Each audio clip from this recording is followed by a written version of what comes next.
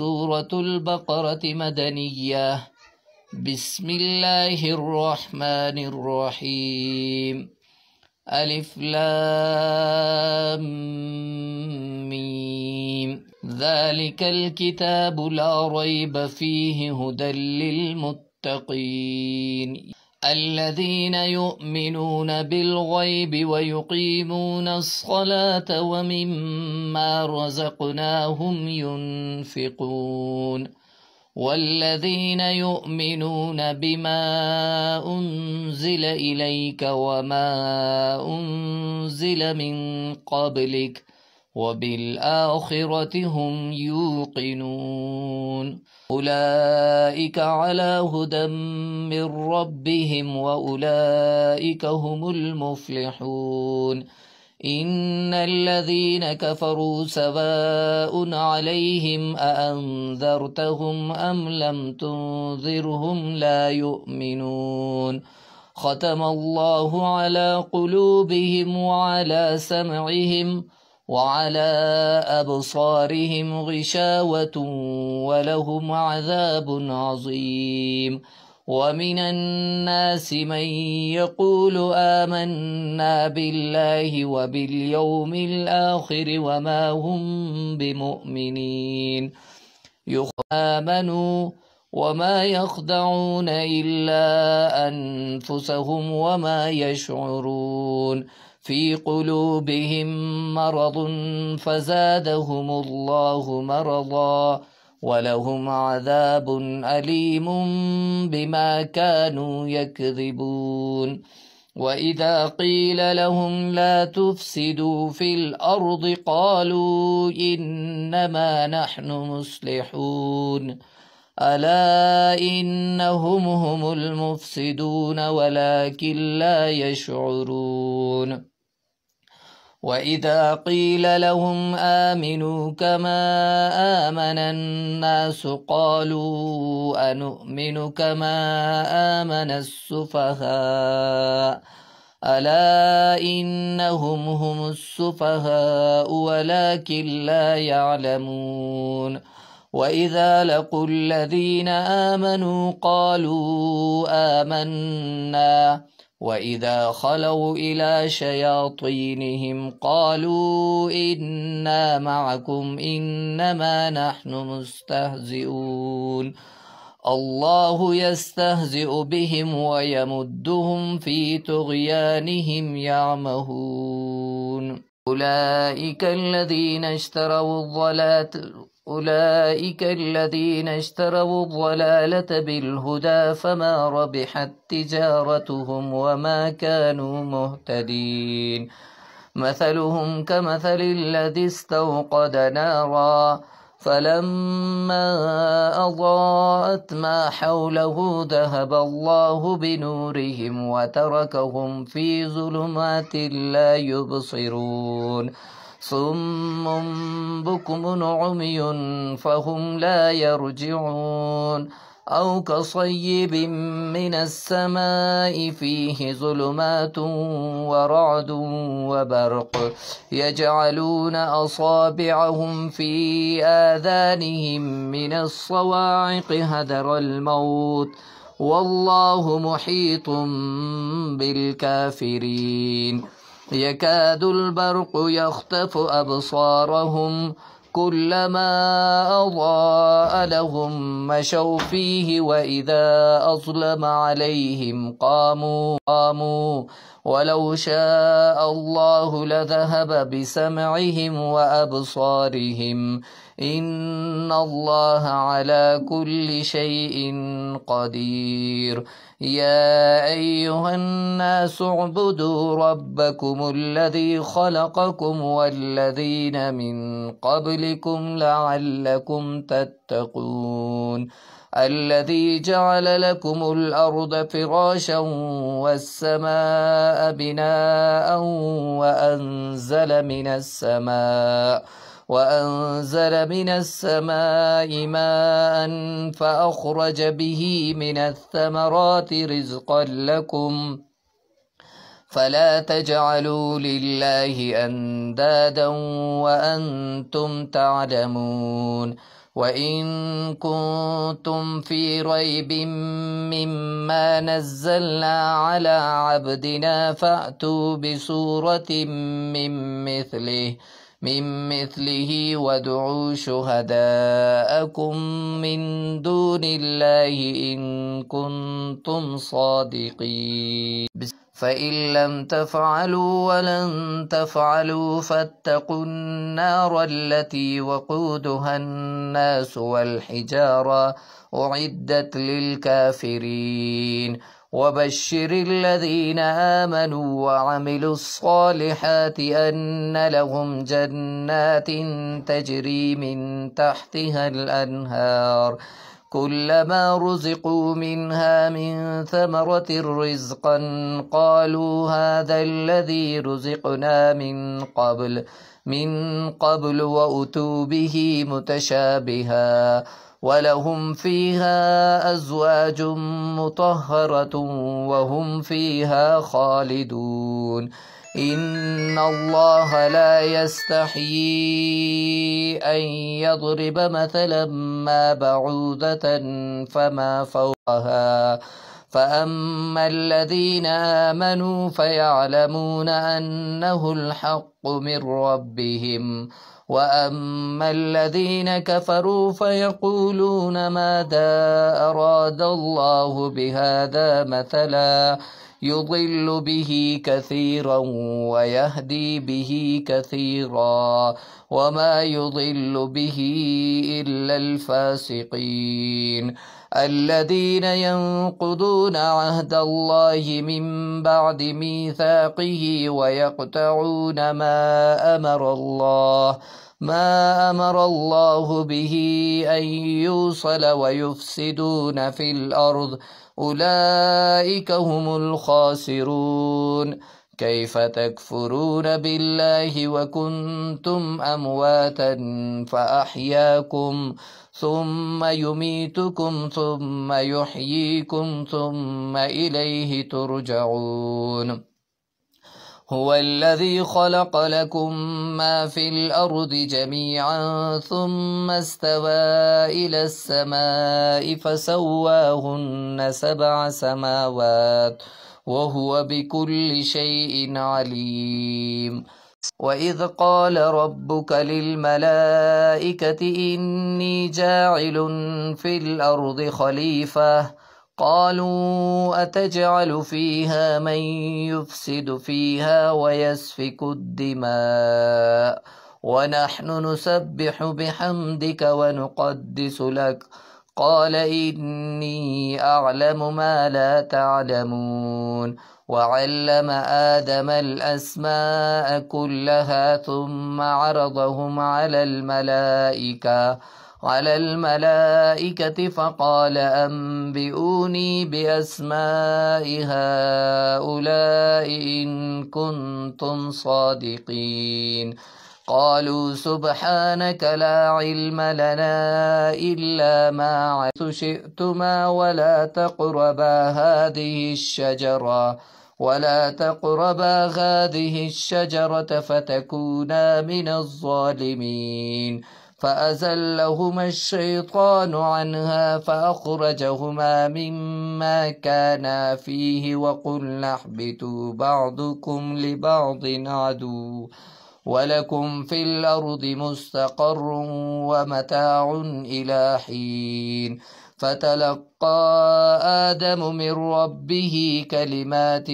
فتاب عليه إنه هو التواب الرحيم إنك أنت العليم الحكيم. قال يا آدم أنبئهم بأسمائهم فلما أنبأهم بأسمائهم قال ألم أقل لكم إني أعلم غيب السماوات والأرض وأعلم ما تبدون وما كنتم تكتمون. وإذ قلنا للملائكة اسجدوا لآدم فسجدوا إلا إبليس أبى واستكبر وكان من الكافرين. وقلنا يا آدم اسكن أنت وزوجك الجنة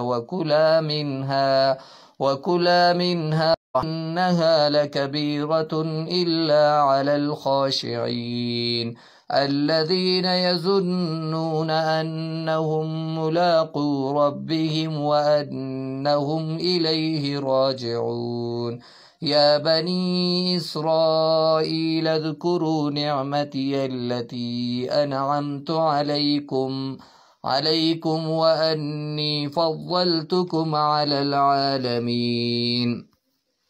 واتقوا يوما لا تجزي نفس عن نفس شيئا ولا يقبل منها شفاعة ولا يؤخذ منها عدل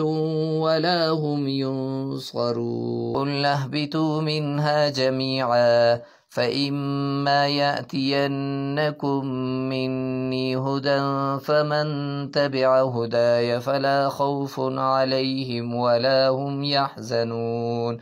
والذين كفروا وكذبوا بآياتنا أولئك أصحاب النار هم فيها خالدون يا بني إسرائيل اذكروا نعمتي التي أنعمت عليكم وأوفوا بعهدي أوف بعهدكم وإياي فارهبون وآمنوا بما أنزلت مصدقا إنها لكبيرة إلا على الخاشعين الذين يظنون أنهم ملاقو ربهم وأنهم إليه راجعون يا بني إسرائيل اذكروا نعمتي التي أنعمت عليكم وأني فضلتكم على العالمين واتقوا يوما لا تجزي نفس عن نفس شيئا ولا يقبل منها شفاعة ولا يؤخذ منها عدل ولا هم ينصرون وإذ نجيناكم من آل فرعون يسومونكم سوء العذاب يذبحون أبناءكم ويستحيون نساءكم وفي ذلكم بلاء من ربكم عظيم وإذ فرقنا بكم البحر فأنجيناكم وأغرقنا آل فرعون وأنتم تنظرون وإذ واعدنا موسى 40 ليلة ثم اتخذتم العجل من بعده وأنتم ظالمون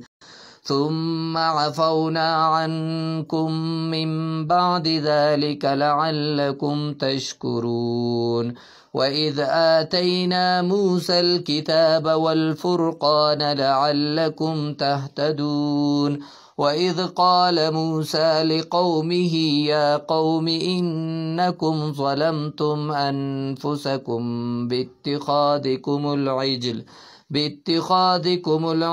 فتوبوا إلى بارئكم فاقتلوا أنفسكم ذلكم خير لكم عند بارئكم فتاب عليكم إنه هو التواب الرحيم وإذ قلتم يا موسى لن نؤمن لك حتى نرى الله جهرة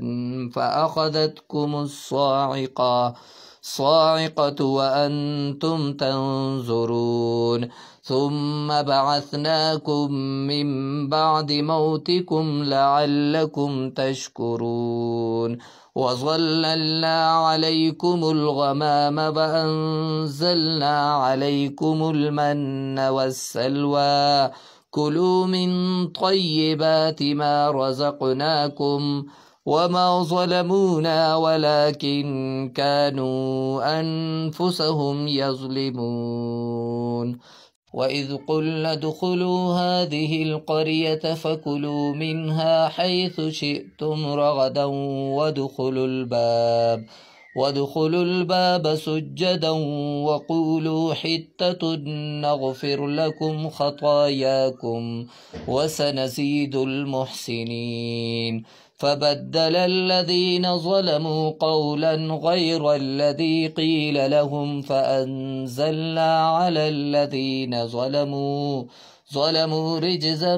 من السماء بما كانوا يفسقون. وإذ استسقى موسى لقومه فقلنا اضرب بعصاك الحجر فانفجرت منه 12 عينا قد علم كل أناس مشربهم كلوا واشربوا من رزق الله ولا تعثوا في الأرض مفسدين. وإذ قلتم يا موسى لن نصبر على طعام واحد فادع لنا ربك يخرج لنا مما تنبت الأرض من بقلها وقثائها وفومها وعدسها وبصلها. قال أتستبدلون الذي هو أدنى بالذي هو خير اهبطوا مصرا فإن لكم ما سألتم وضربت عليهم الذلة والمسكنة وباءوا بغضب من الله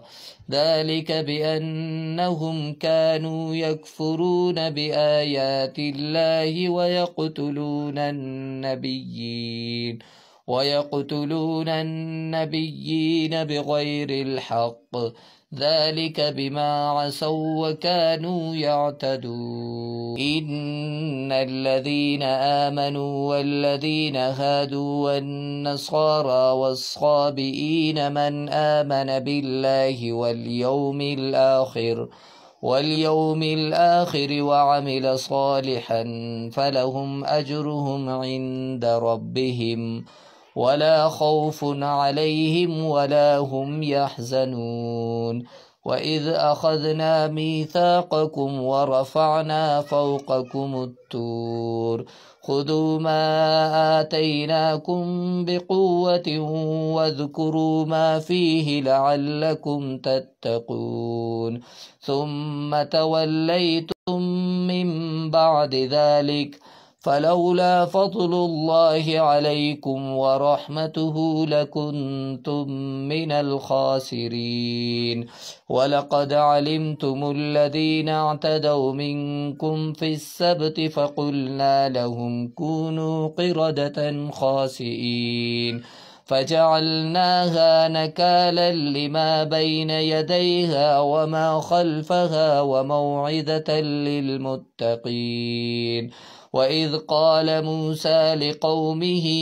إن الله يأمركم أن تذبحوا بقرة قالوا أتتخذنا هزوا قال أعوذ بالله أن أكون من الجاهلين. قالوا ادع لنا ربك يبين لنا ما هي قال إنه يقول إنها بقرة لا فارض ولا بكر عوان بين ذلك فافعلوا ما تؤمرون. قالوا ادع لنا ربك يبين لنا ما لونها قال إنه يقول إنها بقرة صفراء فاقع لونها تسر الناظرين. قالوا ادع لنا ربك يبين لنا ما هي إن البقرة شابه علينا وإنا إن شاء الله لمهتدون. قال إنه يقول إنها بقرة لا ذلول تثير الأرض ولا تسقي الحرث مسلمة لا شية فيها. قالوا الآن جئت بالحق فذبحوها وما كادوا يفعلون وإذ قتلتم نفسا فادارأتم فيها والله مخرج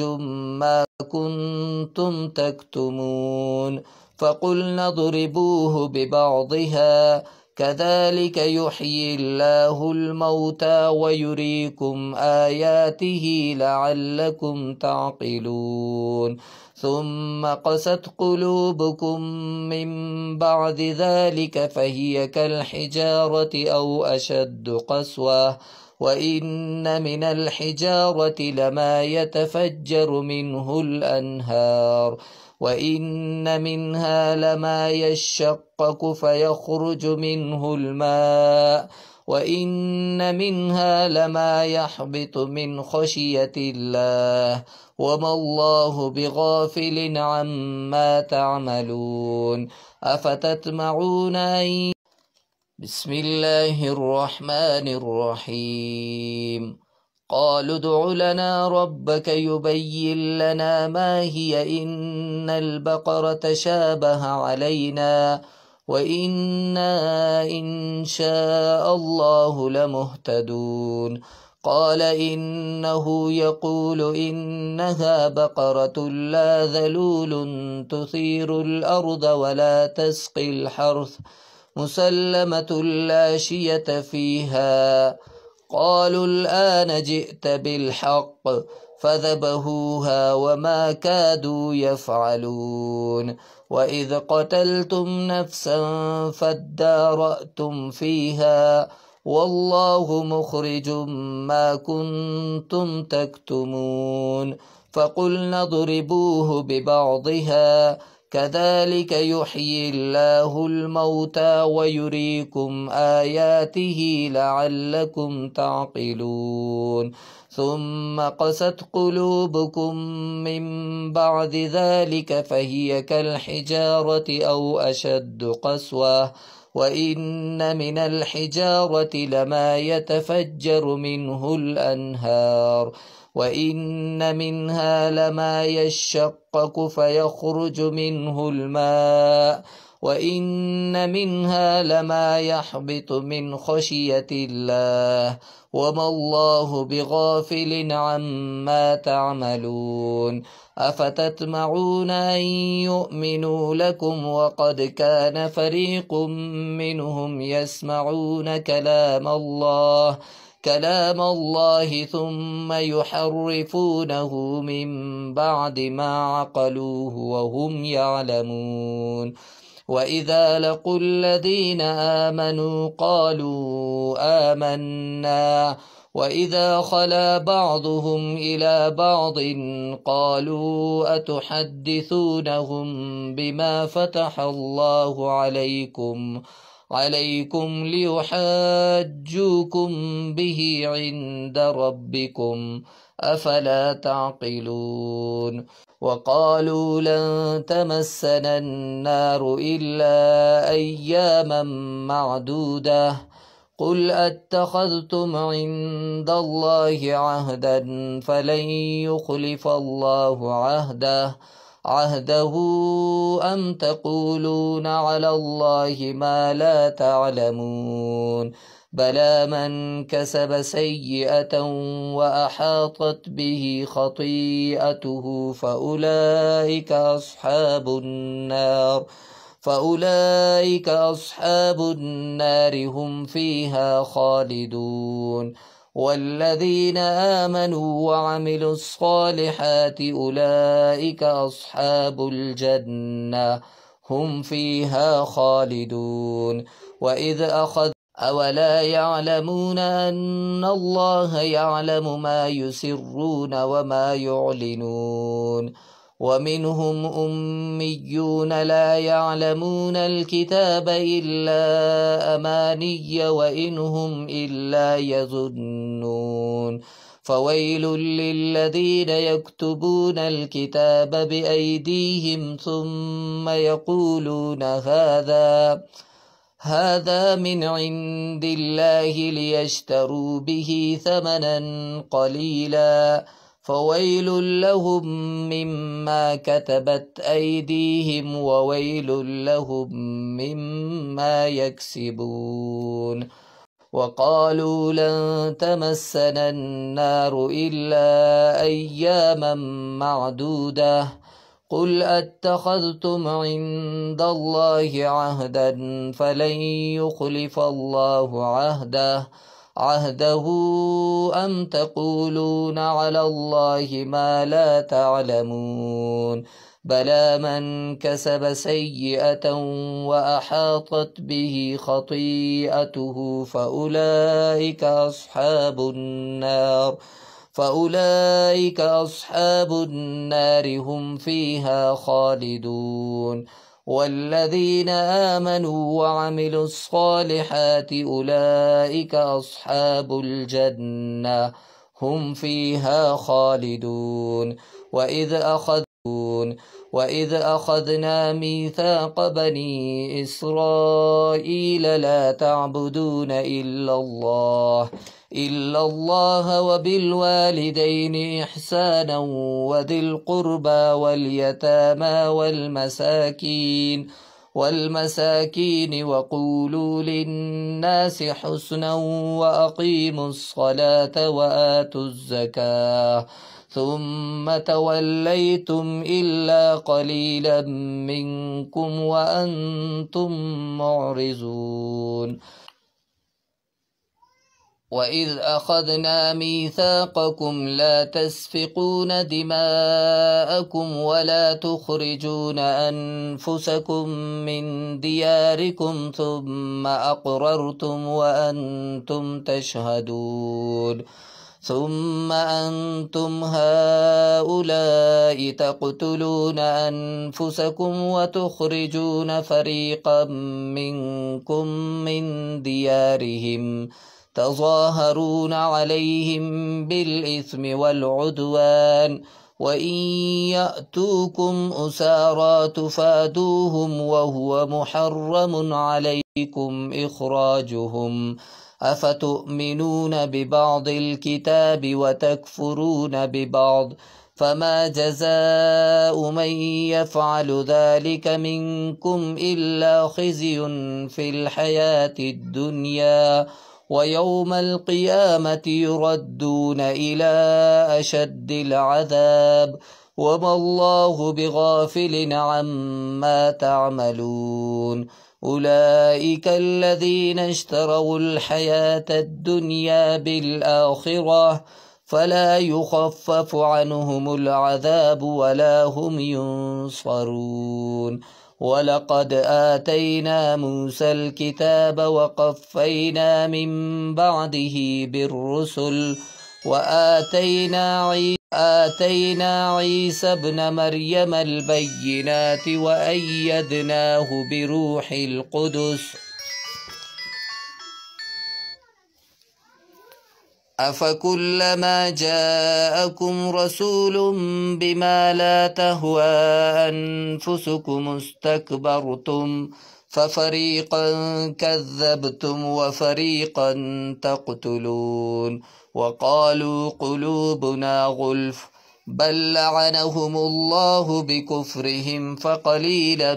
ما يؤمنون. ولما جاءهم كتاب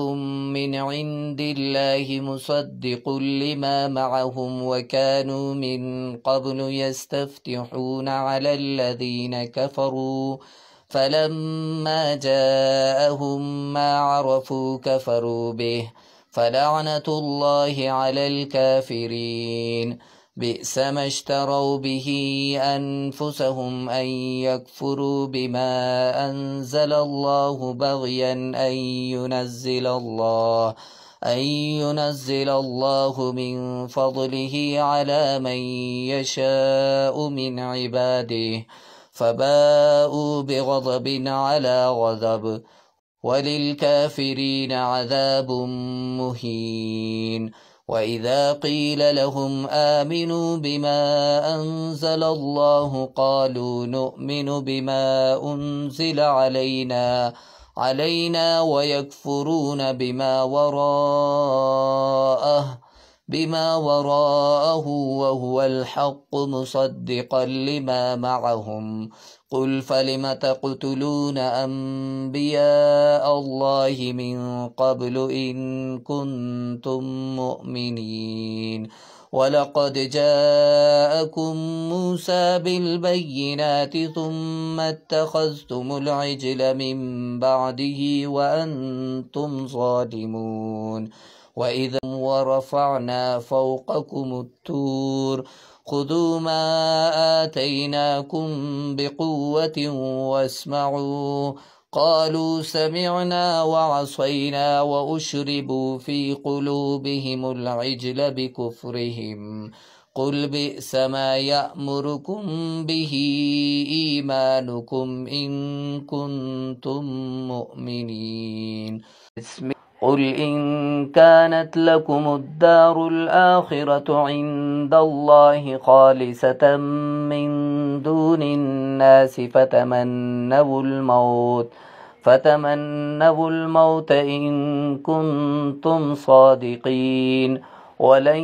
يتمنوه أبدا بما قدمت أيديهم والله عليم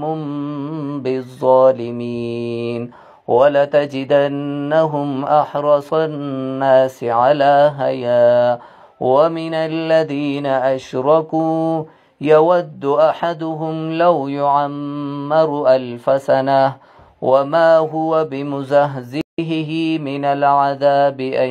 يعمر والله بصير بما يعملون قل من كان عدوا لجبريل فإنه نزله على قلبك بإذن الله مصدقا لما بين يديه وهدى وبشرى للمؤمنين من كان عدوا لله وملائكته ورسله وجبريل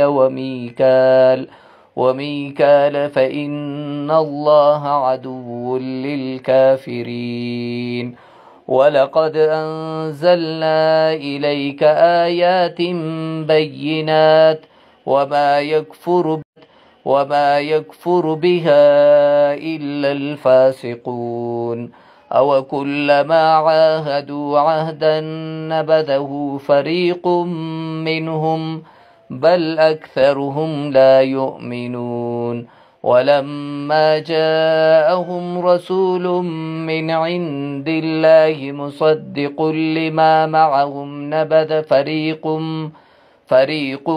من الذين أوتوا الكتاب كتاب الله وراء ظهورهم كأنهم لا يعلمون واتبعوا ما تتلو الشياطين على ملك سليمان وما كفر سليمان ولكن الشياطين كفروا يعلمون الناس السحر وما أنزل على الملكين ببابل هاروت وماروت وما يعلمان من أحد حتى يقولا إنما نحن فتنة فلا تكفر فيتعلمون منهما ما يفرقون به بين المرء وزوجه وما هم بضارين به من أحد إلا بإذن الله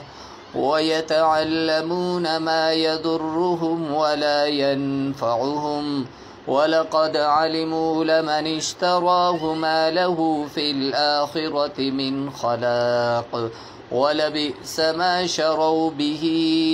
أنفسهم لو كانوا يعلمون ولو أنهم آمنوا واتقوا لمثوبة من عند الله خير لو كانوا يعلمون يا أيها الذين آمنوا لا تقولوا راعنا وقولوا انظرنا واسمعوا وللكافرين عذاب أليم ما يود الذين كفروا من أهل الكتاب ولا المشركين أن ينزل عليكم من خير من ربكم، والله يختص برحمته من يشاء، والله ذو الفضل العظيم. ما ننسخ من آية أو ننسها نأت بخير منها أو مثلها، ألم تعلم أن الله على كل شيء قدير؟ ألم تعلم أن الله له ملك السماوات والأرض، وما لكم من دون الله من ولي ولا نصير؟ أم تريدون أن تسألوا رسولكم كما سئل موسى من قبل، ومن يتبدل الكفر بالإيمان فقد ضل سواء السبيل. ود كثير من أهل الكتاب لو يردونكم من بعد إيمانكم كفارا حسدا من عند أنفسهم من بعد ما تبين لهم الحق، فاعفوا واصفحوا حتى يأتي الله بأمره، إن الله على كل شيء قدير. وأقيموا الصلاة وآتوا الزكاة، وما تقدموا لأنفسكم من خير تجدوه عند الله، إن الله بما تعملون بصير. وقالوا لن يدخل الجنة إلا من كان هودا أو نصارى، تلك أمانيهم، قل هاتوا برهانكم إن كنتم صادقين. بلى من أسلم وجهه لله وهو محسن فله أجره عند ربه، ولا خوف عليهم ولا هم يحزنون. وقالت اليهود ليست النصارى على شيء، وقالت النصارى ليست اليهود على شيء وهم يتلون الكتاب، كذلك قال الذين لا يعلمون مثل قولهم، فالله يحكم بينهم يوم القيامة فيما كانوا فيه يختلفون. ومن أظلم ممن منع مساجد الله أن يذكر فيها اسمه وسعى في خرابها، أولئك ما كان لهم أن يدخلوها إلا خائفين، لهم في الدنيا خزي ولهم في الآخرة عذاب عظيم. ولله المشرق والمغرب، فأينما تولوا فثم وجه الله، إن الله واسع عليم. وقالوا اتخذ الله ولدا سبحانه بل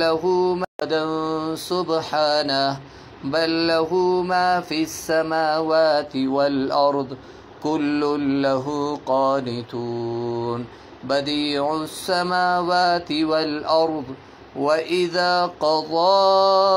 أمرا فإنما يقول له كن فيكون. وقال الذين لا يعلمون لولا يكلمنا الله أو تأتينا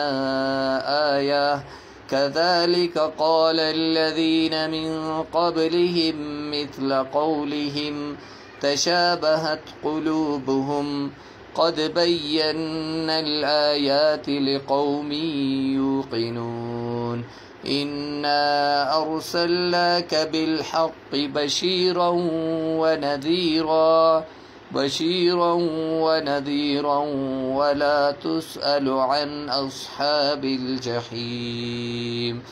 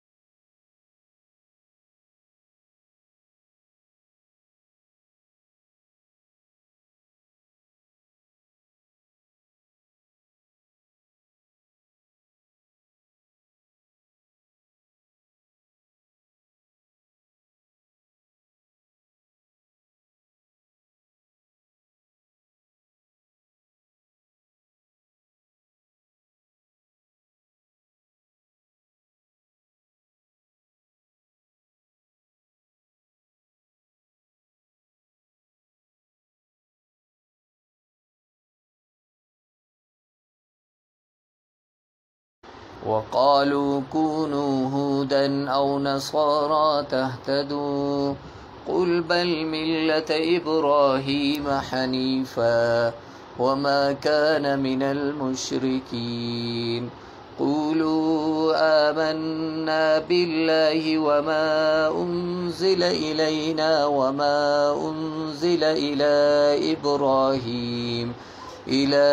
إبراهيم وإسماعيل وإسحاق ويعقوب والأسباط وما أوتي موسى وعيسى وما أوتي النبيون من ربهم لا نفرق بين أحد منهم ونحن له مسلمون فإن آمنوا بمثل ما آمنتم به فقد اهتدوا وإن تولوا فإنما هم في شقاق فسيكفيكهم الله وهو السميع العليم صبغة الله ومن أحسن من الله صبغة ونحن له عابدون قل أتحاجوننا في الله وهو ربنا وربكم ولنا أعمالنا ولكم أعمالكم ونحن له مخلصون أم تقولون إن إبراهيم وإسماعيل وإسحاق ويعقوب والأسباط كانوا هودا أو نصارى قل أأنتم أعلم أم الله ومن أظلم ممن كتم شهادة عنده من الله وما الله بغافل عما تعملون تلك أمة قد خلت لها ما كسبت ولكم ما كسبتم ولا تسألون عما كانوا يعملون سيقول السفهاء من الناس ما ولاهم عن قبلتهم التي كانوا عليها قل لله المشرق والمغرب يهدي من يشاء إلى صراط مستقيم وكذلك جعلناكم أمة وسطا لتكونوا شهداء على الناس ويكون الرسول عليكم شهيدا وما جعلنا القبلة التي كنت عليها إلا لنعلم من يتبع الرسول ممن ينقلب على عقبيه وإن كانت لكبيرة إلا على الذين هدى الله وما كان الله ليضيع إيمانكم إن الله بالناس لرؤوف رحيم قد نرى تقلب وجهك في السماء فلنولينك قبلة ترضاها فول وجهك شطر المسجد الحرام وحيث ما كنتم فولوا وجوهكم شطره وإن الذين أوتوا الكتاب ليعلمون أنه الحق من ربهم وما الله بغافل عما يعملون ولئن أتيت الذين أوتوا الكتاب بكل آية ما تبعوا قبلتك وما أنت بتابع قبلتهم وما بعضهم بتابع قبلة بعض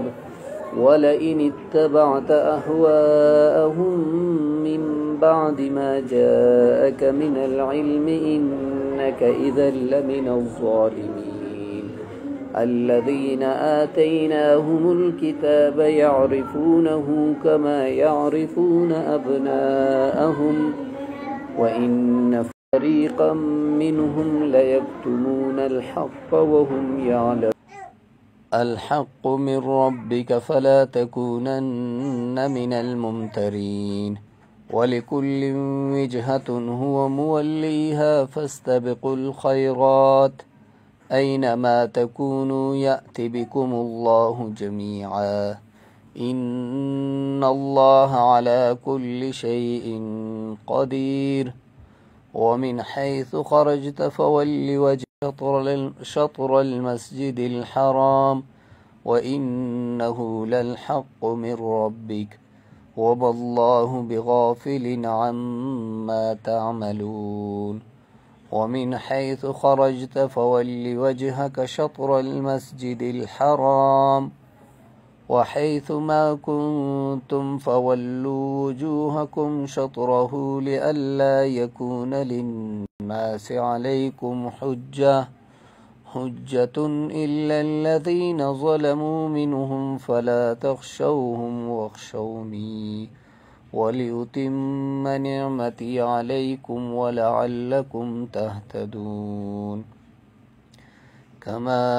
أرسلنا فيكم رسولا منكم يتلو عليكم آياتنا ويزكيكم ويعلمكم الكتاب والحكمة ويعلمكم ما لم تكونوا تعلمون فاذكروني أذكركم واشكروا لي ولا تكفرون يا أيها الذين آمنوا استعينوا بالصبر والصلاة إن الله مع الصابرين ولا تقولوا لمن يقتل في سبيل الله أموات بل أحياء ولكن لا تشعرون ولنبلونكم بشيء من الخوف والجوع ونقص من الأموال والأنفس والثمرات وبشر الصابرين الذين إذا أصابتهم مصيبة قالوا إنا لله وإنا إليه راجعون أولئك عليهم صلوات من ربهم ورحمة وأولئك هم المهتدون إن الصفا والمروة من شعائر الله فمن حج البيت أو اعتمر فلا جناح عليه أن يطوف بهما ومن تطوع خيرا فإن الله شاكر عليم إن الذين يكتمون ما أنزلنا من البينات والهدى من بعد ما بيناه للناس في الكتاب أولئك يلعنهم الله ويلعنهم اللاعنون إلا الذين تابوا وأصلحوا وبينوا فأولئك أتوب عليهم وأنا التواب الرحيم إن الذين كفروا وماتوا وهم كفار أولئك عليهم لعنة الله والملائكة والناس أجمعين خالدين فيها لا يخفف عنهم العذاب ولا هم ينظرون وإلهكم إله واحد لا إله إلا هو الرحمن الرحيم إن في خلق السماوات والأرض واختلاف الليل والنهار والفلك التي تجري في البحر بما ينفع الناس وما أنزل الله من السماء من ماء فأحيا به الأرض بعد موتها وبث فيها من كل دابة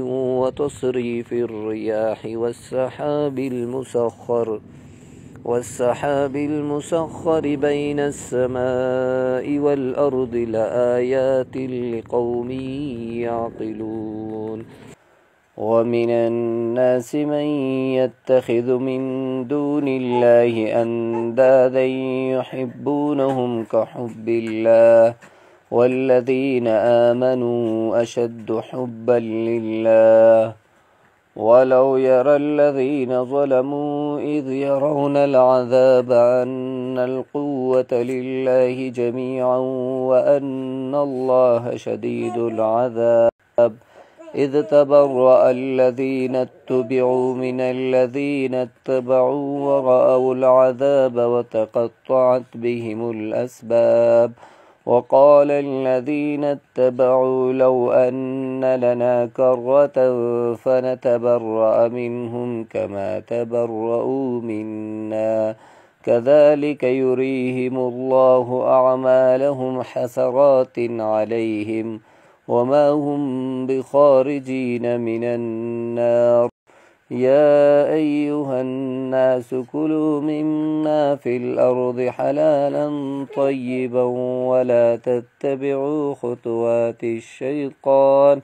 إنه لكم عدو مبين إنما يأمركم بالسوء والفحشاء وأن تقولوا على الله ما لا تعلمون وإذا قيل لهم اتبعوا ما أنزل الله قالوا بل نتبع ما ألفينا عليه آباءنا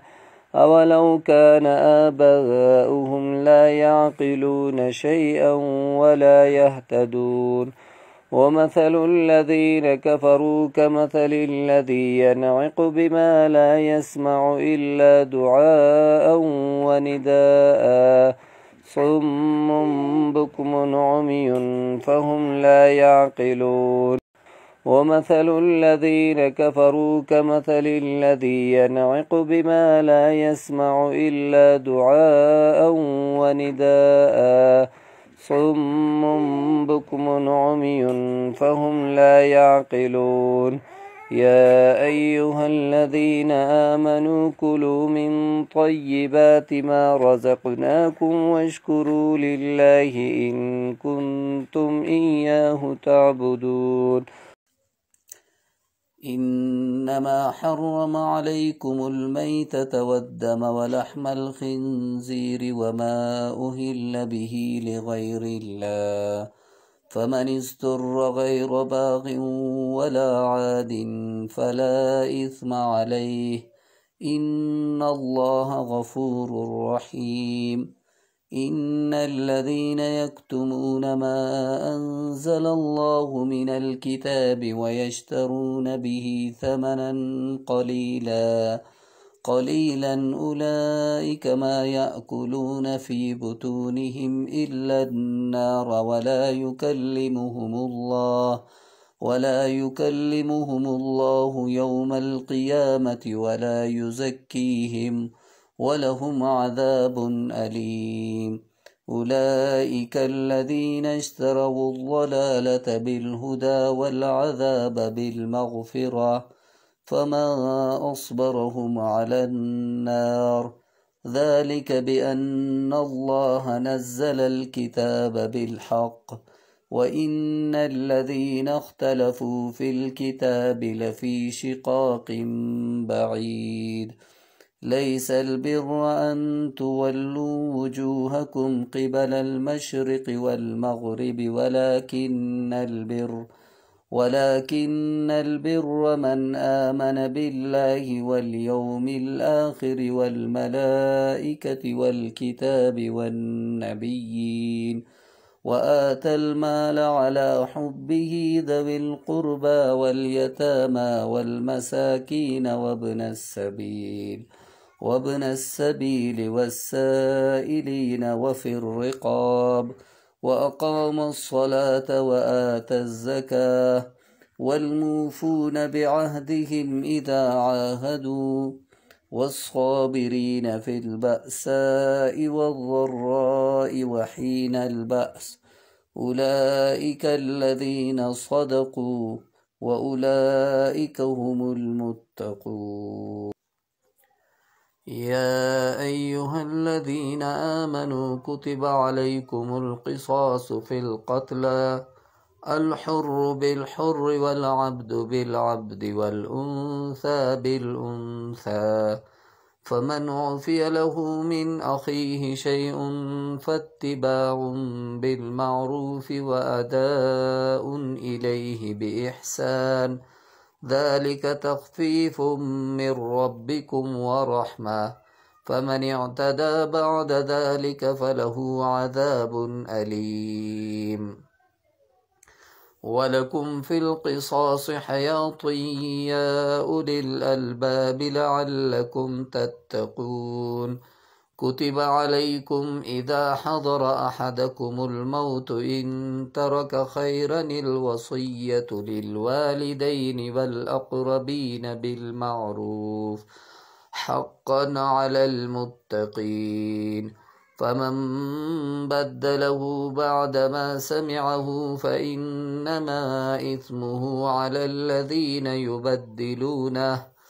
إن الله سميع عليم.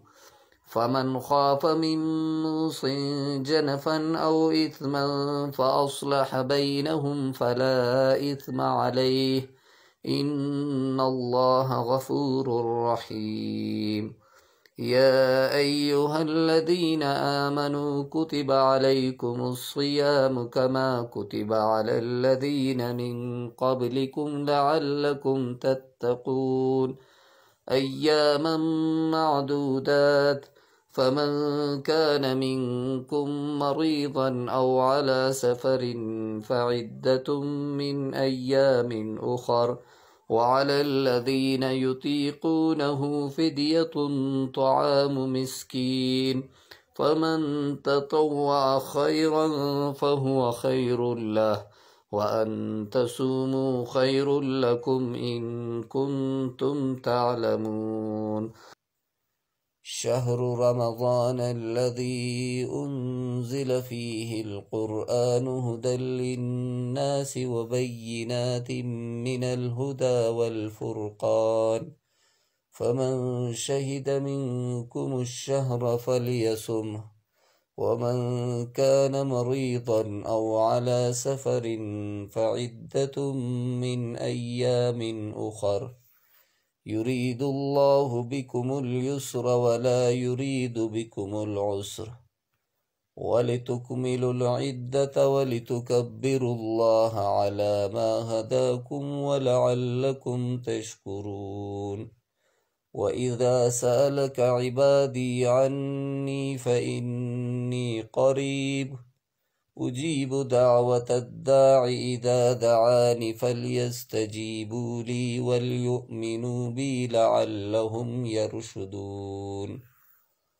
أحل لكم ليلة الصيام الرفث إلى نسائكم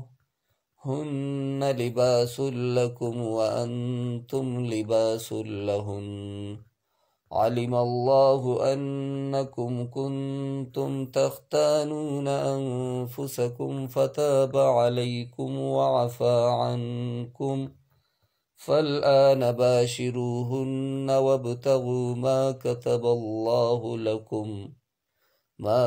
الله لكم وكلوا واشربوا حتى يتبين لكم الخيط الأبيض من الخيط الأسود من الفجر، ثم أتموا الصيام إلى الليل، ولا تباشروهن وأنتم عاكفون في المساجد، تلك حدود الله فلا تقربوها، كذلك يبين الله آياته للناس لعلهم يتقون. ولا تأكلوا أموالكم بينكم بالباطل وتدلوا بها إلى الحكام لتأكلوا فريقا من أموال الناس بالإثم وأنتم تعلمون. يسألونك عن الأهلة قل هي مواقيت للناس والحج وليس البر بأن تأتوا البيوت من ظهورها ولكن البر من اتقى وأتوا البيوت من أبوابها واتقوا الله لعلكم تفلحون وقاتلوا في سبيل الله الذين يقاتلونكم ولا تعتدوا إن الله لا يحب المعتدين وقتلوهم حيث ثقفتموهم وأخرجوهم من حيث أخرجوكم والفتنة أشد من القتل ولا تقاتلوهم عند المسجد الحرام حتى يقاتلوكم فيه فإن قاتلوكم فاقتلوهم كذلك جزاء الكافرين فإن انتهوا فإن الله غفور رحيم وقاتلوهم حتى لا تكون فتنة ويكون الدين لله فإن انتهوا فلا عدوان إلا على الظالمين الشهر الحرام بالشهر الحرام والحرمات قصاص فمن اعتدى عليكم فاعتدوا عليه بمثل ما اعتدى عليكم واتقوا الله واعلموا أن الله مع المتقين وأنفقوا في سبيل الله ولا تلقوا بأيديكم إلى التهلكة وأحسنوا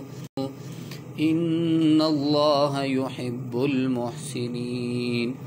وأتموا الحج والعمرة لله فإن أحسرتم فما استيسر من الهدي ولا تحلقوا رؤوسكم حتى يبلغ الهدي مهلا فمن كان منكم مريضا أو به أذى من رأسه ففدية من صيام أو صدقة أو نسك فإذا أمنتم فمن تمتع بالعمرة إلى الحج فما استيسر من الهدي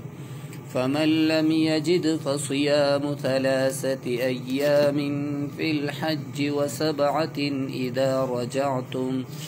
تلك 10 كاملة ذلك لمن لم يكن أهله حاضر المسجد الحرام واتقوا الله واعلموا أن الله شديد العقاب الحج أشهر معلومات فمن فرض فيهن الحج فلا رفث ولا فسوق ولا جدال في الحج وما تفعلوا من خير يعلمه الله وتزودوا فإن خير الزاد التقوى واتقون يا أولي الألباب ثم أفيضوا من حيث أفاض الناس واستغفروا الله إن الله غفور رحيم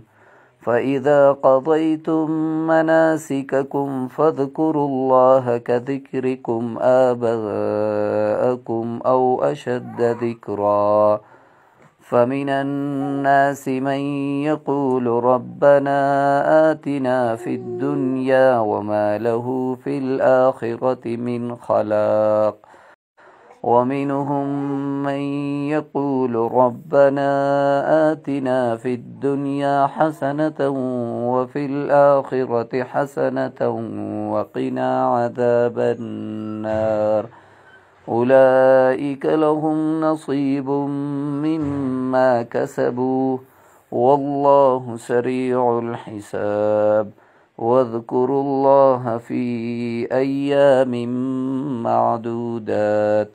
فمن تعجل في يومين فلا إثم عليه ومن تأخر فلا إثم عليه لمن اتقى واتقوا الله واعلموا أنكم إليه تحشرون. ومن الناس من يعجبك قوله في الحياة الدنيا ويشهد الله على ما في قلبه وهو ألد الخصام، وإذا تولى سعى في الأرض ليفسد فيها ويهلك الحرث والنسل، والله لا يحب الفساد. وإذا قيل له اتق الله أخذته العزة بالإثم فحسبه جهنم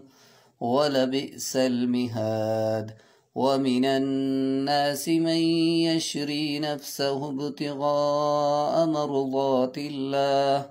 والله رؤوف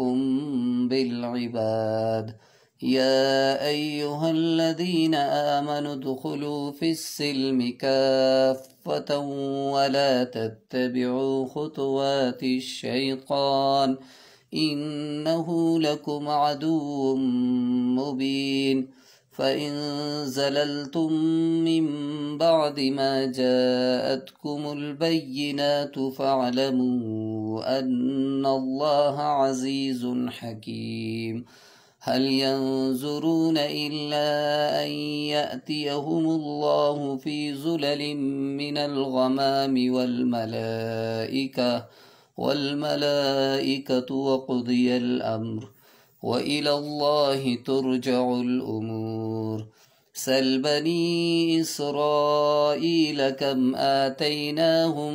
من آية بينة ومن يبدل نعمة الله من بعد ما جاءته فإن الله شديد العقاب. زين للذين كفروا الحياة الدنيا ويسخرون من الذين آمنوا والذين اتقوا فوقهم يوم القيامة والله يرزق من يشاء بغير حساب. كان الناس أمة واحدة فبعث الله النبيين مبشرين ومنذرين وأنزل معهم الكتاب بالحق ليحكم بين الناس فيما اختلفوا فيه وما اختلف فيه إلا الذين أوتوه من بعد ما جاءتهم البينات بغيا بينهم فهدى الله الذين آمنوا لما اختلفوا فيه من الحق بإذنه والله يهدي من يشاء إلى صراط مستقيم. أم حسبتم أن تدخلوا الجنة ولما يأتكم مثل الذين خلوا من قبلكم مستهم البأساء والضراء وزلزلوا حتى يقول الرسول والذين آمنوا معه متى نصر الله ألا إن نصر الله قريب. يسألونك ماذا ينفقون قل ما أنفقتم من خير فللوالدين والأقربين واليتامى والمساكين وابن السبيل وما تفعلوا من خير فإن الله به عليم. كتب عليكم القتال وهو كره لكم وعسى أن تكرهوا شيئا وهو خير لكم وعسى أن تحبوا شيئا وهو شر لكم والله يعلم وأنتم لا تعلمون. يسألونك عن الشهر الحرام قتال فيه قل قتال فيه كبير وصد عن سبيل الله وكفر به والمسجد الحرام وإخراج أهله منه أكبر عند الله والفتنة أكبر من القتل ولا يزالون يقاتلونكم حتى يردوكم عن دينكم إن استطاعوا ومن يرتدد منكم عن دينه فيمت وهو كافر فأولئك حبطت أعمالهم في الدنيا والآخرة وأولئك أصحاب النار هم فيها خالدون يسألونك عن الخمر والميسر قل فيهما إثم كبير ومنافع للناس وإثمهما أكبر من نفعهما ويسألونك ماذا ينفقون قل العفو كذلك يبين الله لكم الآيات لعلكم تتفكرون ولا تنكحوا المشركات حتى يؤمن ولأمة مؤمنة خير من مشركة ولو أعجبتكم ولا تنكحوا المشركين حتى يؤمنوا ولعبد مؤمن خير من مشرك ولو أعجبكم أولئك يدعون إلى النار والله يدعو إلى الجنة والمغفرة بإذنه ويبين آياته للناس لعلهم يتذكرون ويسألونك عن المحيض قل هو أذى فاعتزلوا النساء في المحيض ولا تقربوهن حتى يطهرن فإذا تطهرن فأتوهن من حيث أمركم الله إن الله يحب التوابين ويحب المتطهرين نساؤكم حرث لكم فأتوا حرثكم أنى شئتم وقدموا لأنفسكم واتقوا الله واعلموا أنكم ملاقوه وبشر المؤمنين ولا تجعلوا الله عرضة لأيمانكم أن تبروا وتتقوا وتصلحوا بين الناس والله سميع عليم لا يؤاخذكم الله باللغو في أيمانكم ولكن يؤاخذكم بما كسبت قلوبكم والله غفور حليم للذين يؤلون من نسائهم تربص 4 أشهر فإن فاءوا فإن الله غفور رحيم وإن عزموا الطلاق فإن الله سميع عليم والمطلقات يتربصن بأنفسهن 3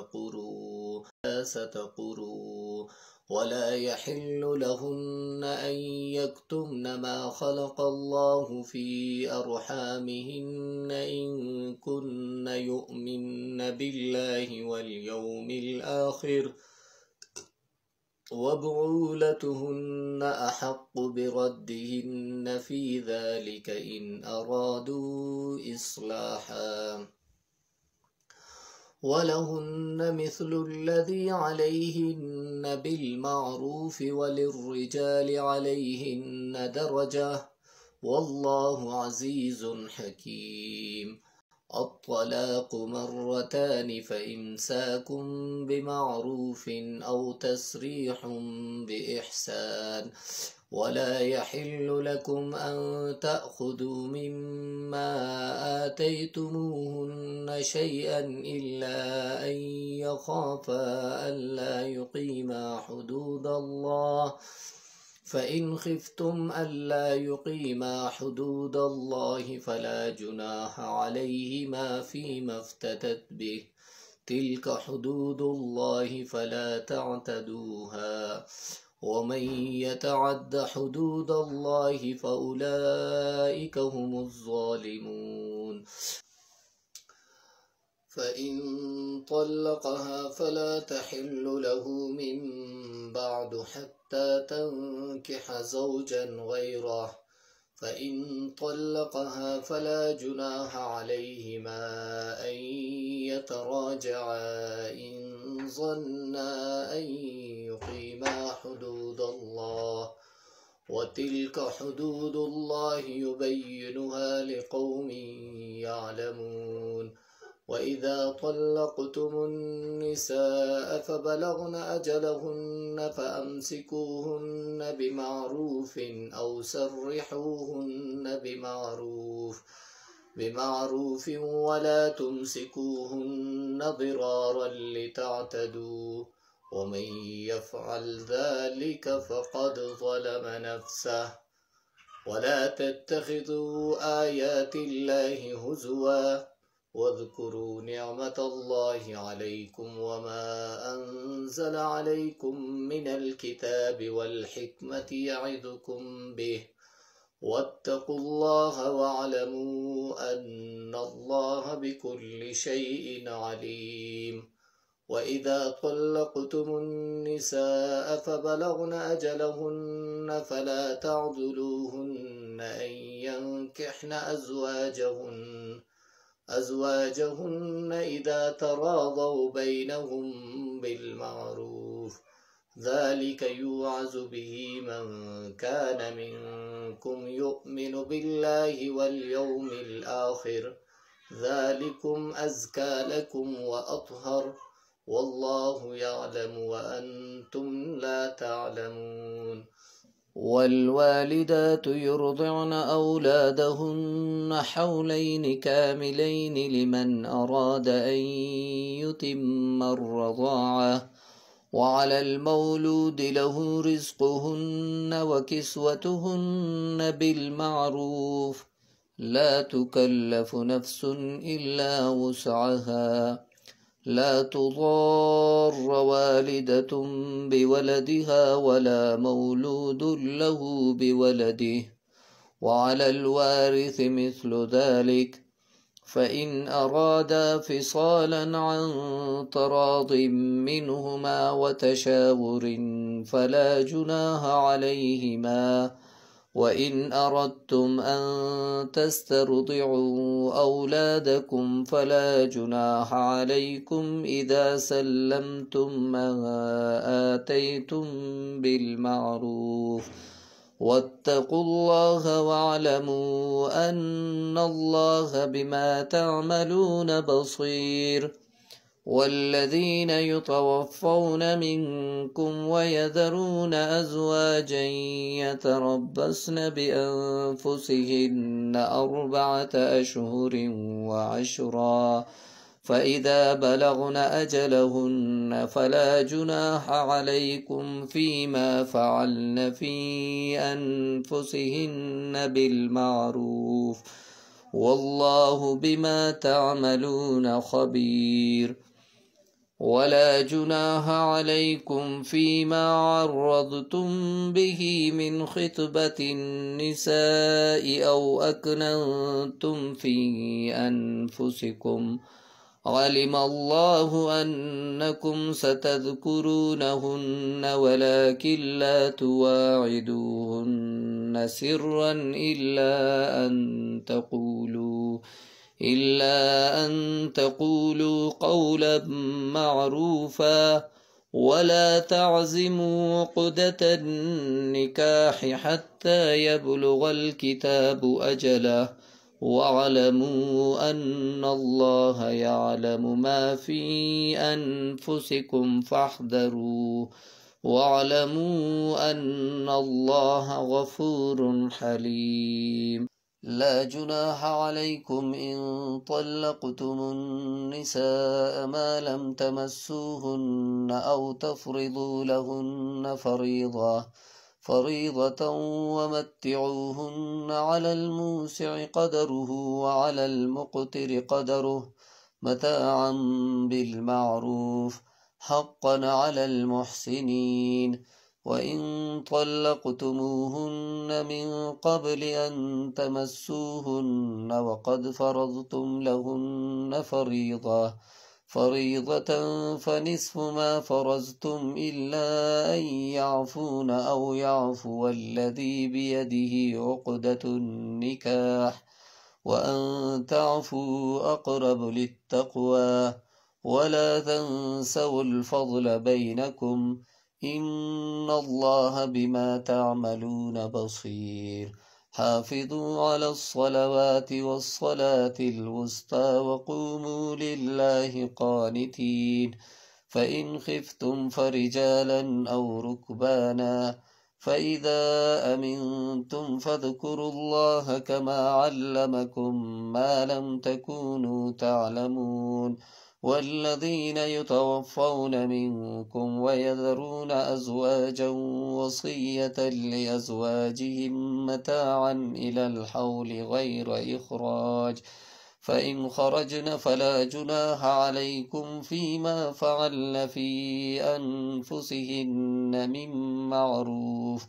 والله عزيز حكيم وللمطلقات متاع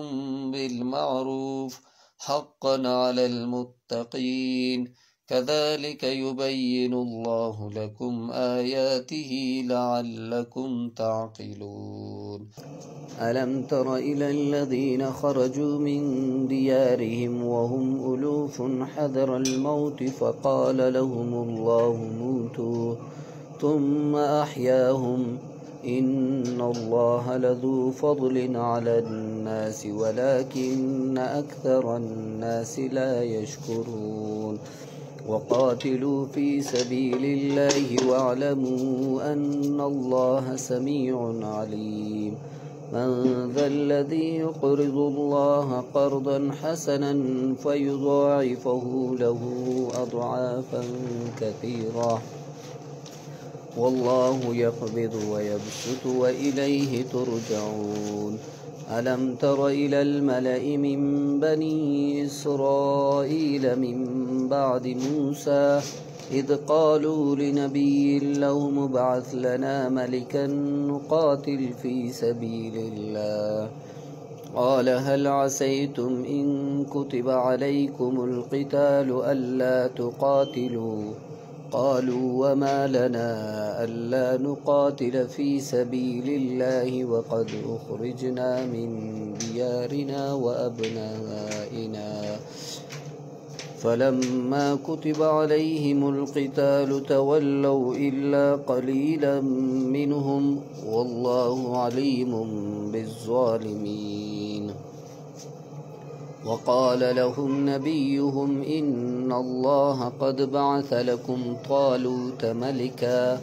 قالوا أنى يكون له الملك علينا ونحن أحق بالملك منه ولم يؤت سعة من المال قال إن الله اصطفاه عليكم وزاده بسطة في العلم والجسم والله يؤتي ملكه من يشاء والله واسع عليم وقال لهم نبيهم إن آية ملكه أن يأتيكم التابوت فيه سكينة من ربكم وبقية مما ترك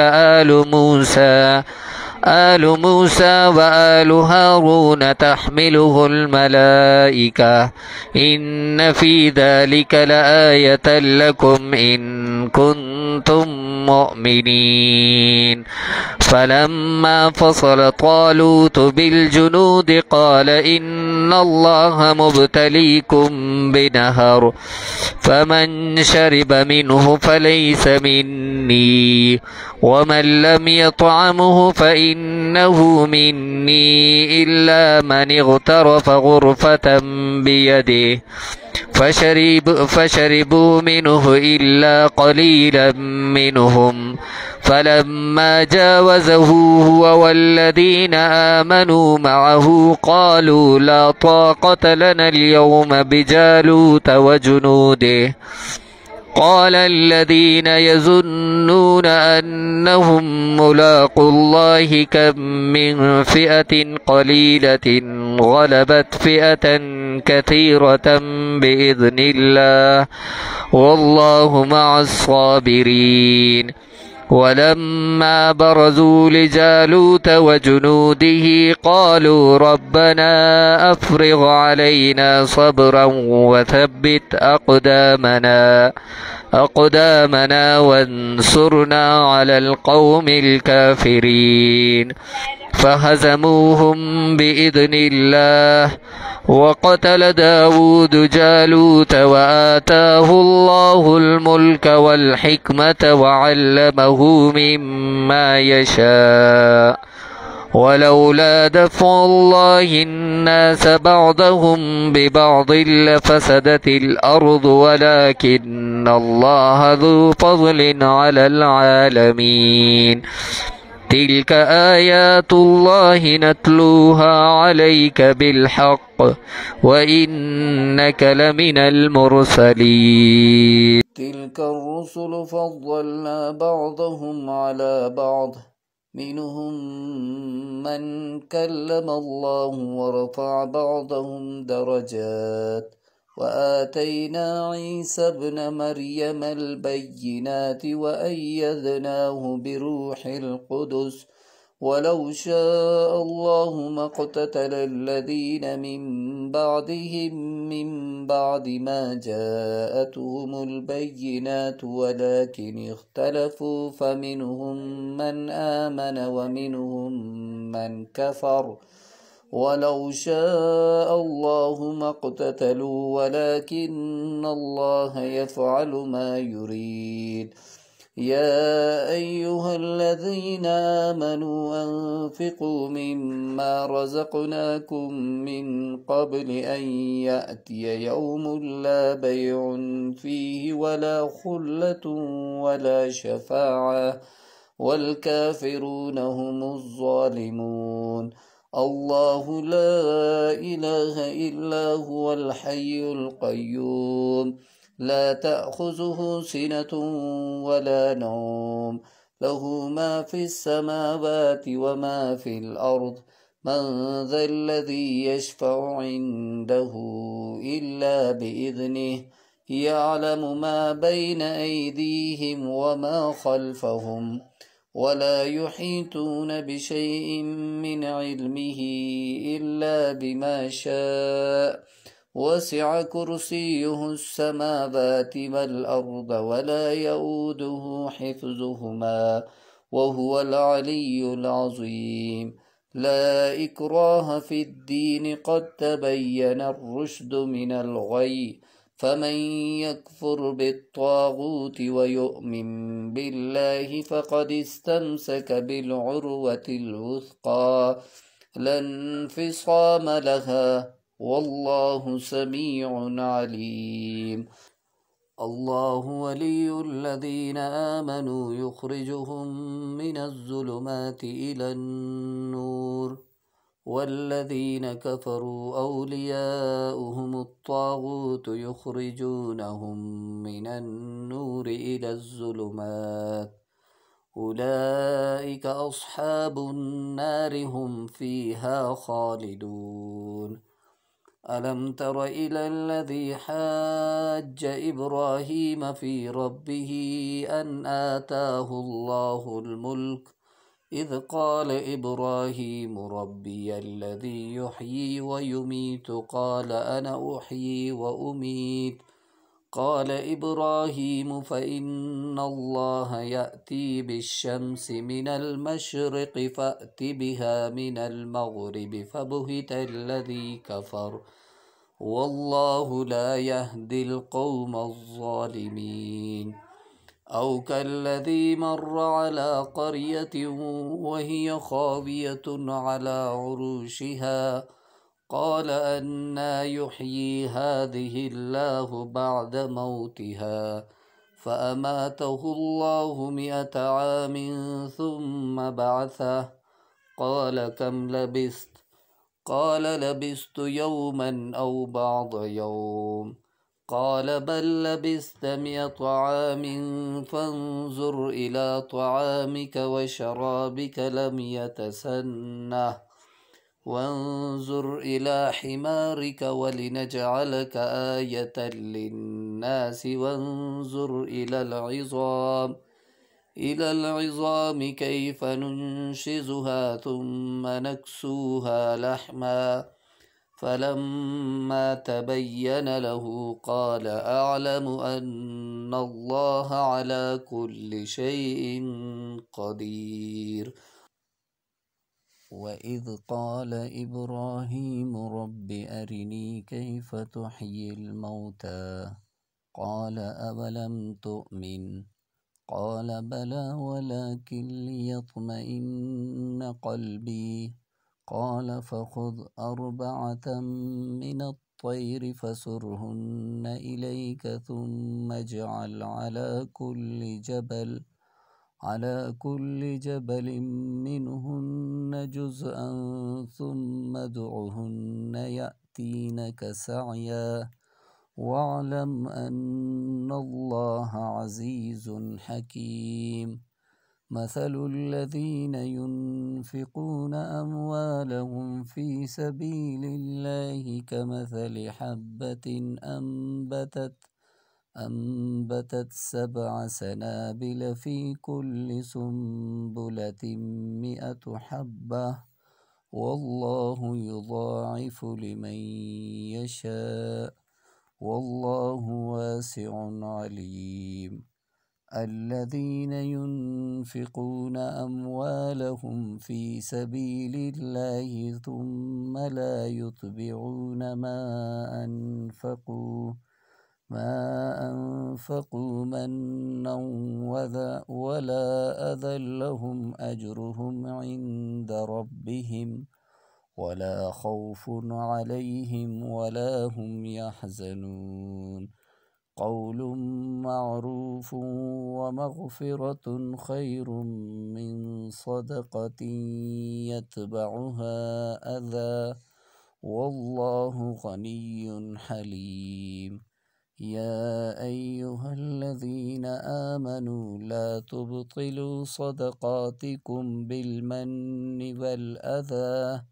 والأذى كالذي ينفق ماله رئاء الناس ولا يؤمن بالله واليوم الآخر فمثله كمثل صفوان عليه تراب فأصابه وابل فتركه صلدا لا يقدرون على شيء مما كسبوا والله لا يهدي القوم الكافرين. ومثل الذين ينفقون أموالهم ابتغاء مرضات الله وتثبيتا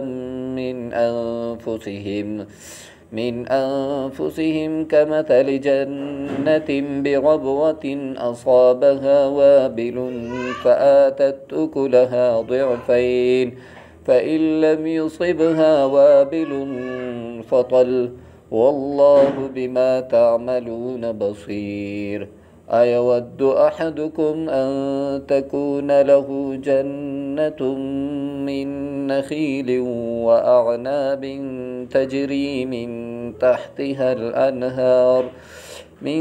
تحتها الأنهار له فيها من كل الثمرات وأصابه الكبر وله ذرية ضعفاء فأصابها إعصار فيه نار فاحترقت كذلك يبين الله لكم الآيات لعلكم تتفكرون. يا أيها الذين آمنوا أنفقوا من طيبات ما كسبتم ومما أخرجنا لكم من الأرض ولا تيمموا الخبيث منه تنفقون ولستم بآخذيه إلا أن تغمضوا فيه واعلموا أن الله غني حميد. الشيطان يعدكم الفقر ويأمركم بالفحشاء والله يعدكم مغفرة منه وفضلا والله واسع عليم. يؤتي الحكمة من يشاء ومن يؤت الحكمة فقد أوتي خيرا كثيرا وما يذكر إلا أولو الألباب. وما أنفقتم من نفقة أو نذرتم من نذر فإن الله يعلمه وما للظالمين من أنصار. إن تبدوا الصدقات فنعما هي وإن تخفوها وتؤتوها الفقراء فهو خير لكم ويكفر عنكم من سيئاتكم والله بما تعملون خبير. ليس عليك هداهم ولكن الله يهدي من يشاء وما تنفقوا من خير فلأنفسكم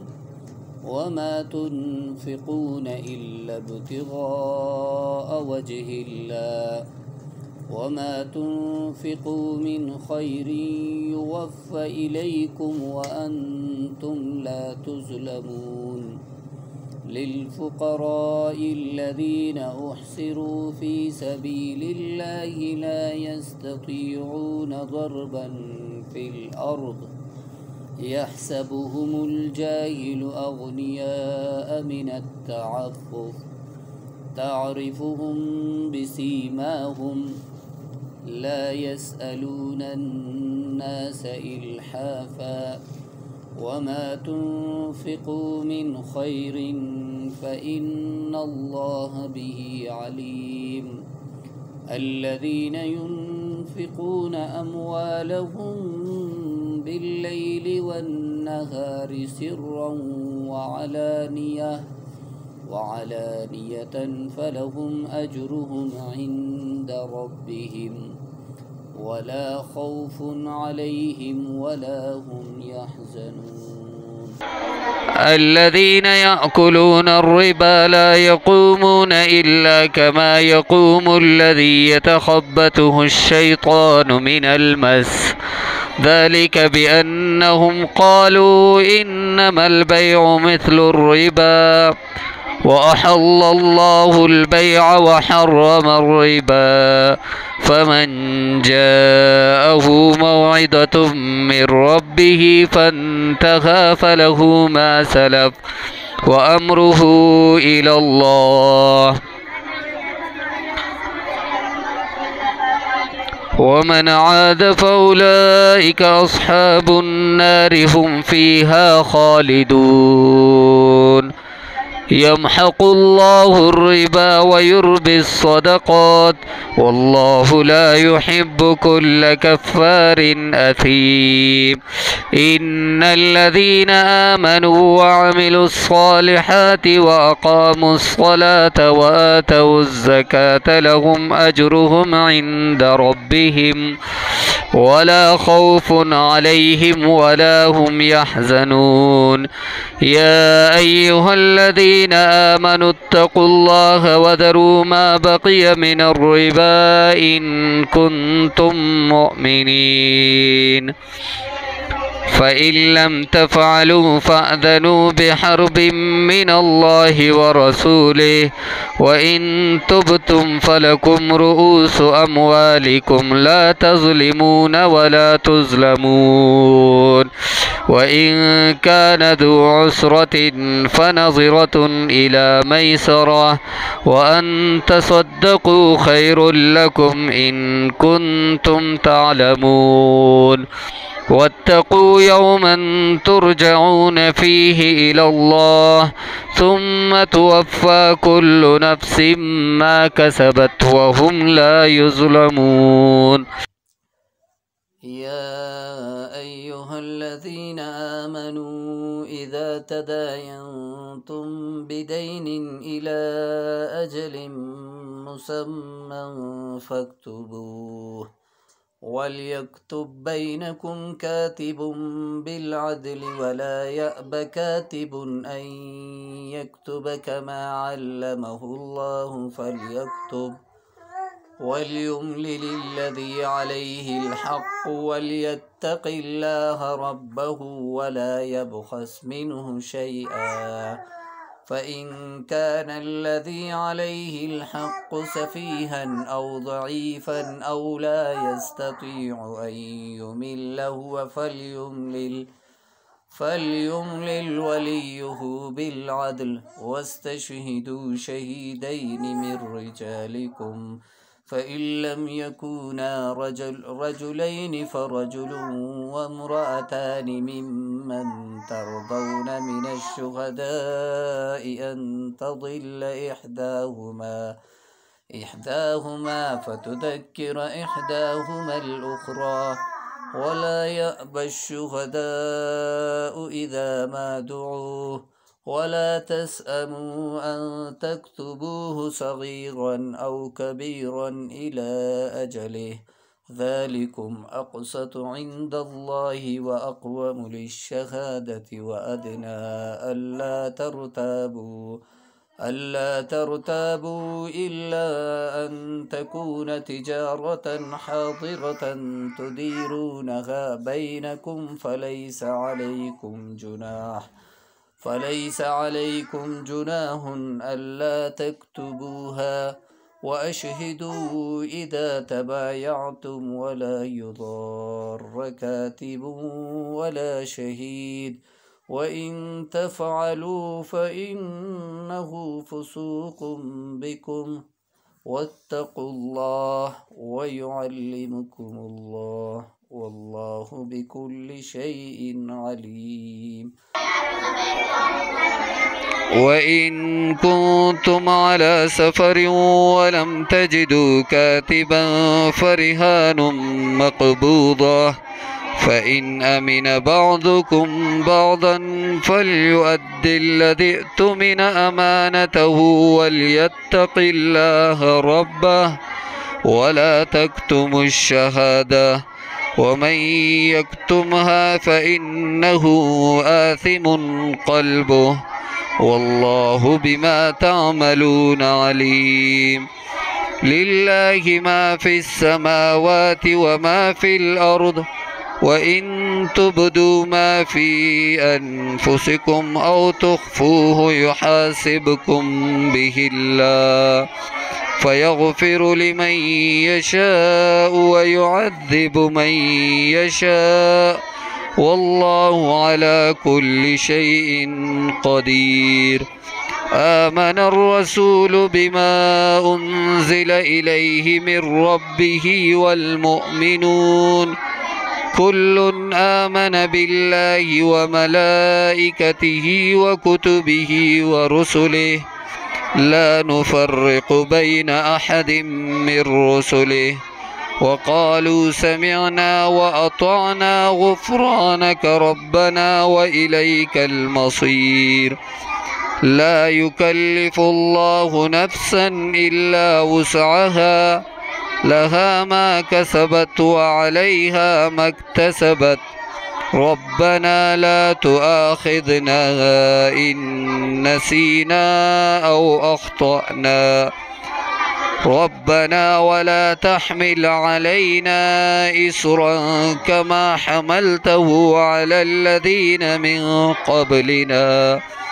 ربنا ولا تحملنا ما لا طاقة لنا به واعف عنا واغفر لنا وارحمنا أنت مولانا فانصرنا على القوم الكافرين.